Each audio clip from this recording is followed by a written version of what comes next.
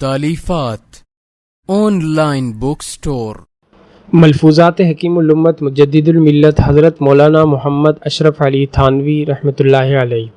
मलफूज़ का उन्वान है, नेमत बरतने से मुनइम की मोहब्बत बढ़ती है। यानी नेमत को इस्तेमाल में लाने से और इसको अपनाने से मुनइम की मोहब्बत बढ़ती है। इरशाद फरमाया कि हम लोगों का तरीक़ा ये है, हमारा मसलक ये है कि अंडे खाओ, मुर्गी खाओ, मुर्गन खाने भी खाओ और काम भी करो।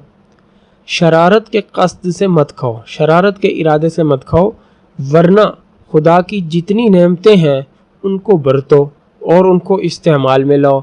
अगर अल्लाह ताला ने तुम्हें कुछ सामान दिया है, कुछ नफ़े की चीज़ें अता की हैं, खाने पीने की चीज़ें दी हैं, तो उनको इस्तेमाल करो, क्योंकि अल्लाह की नेमत को बरतने से मुनइम की मोहब्बत बढ़ती है, उनको इस्तेमाल में लाने से मोहब्बत बढ़ती है। तो जितना ज़्यादा नेमत को इस्तेमाल में लाओगे उतनी ज़्यादा राहत पहुँचती है और मोहब्बत होती है।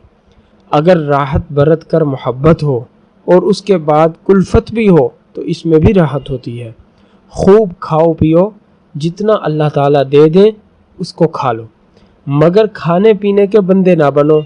इस फिक्र में मत रहो कि पेशावर से चावल आने चाहिए और फलां जगह से ये चीज़ आनी चाहिए, फलां जगह से ये चीज़ आनी चाहिए।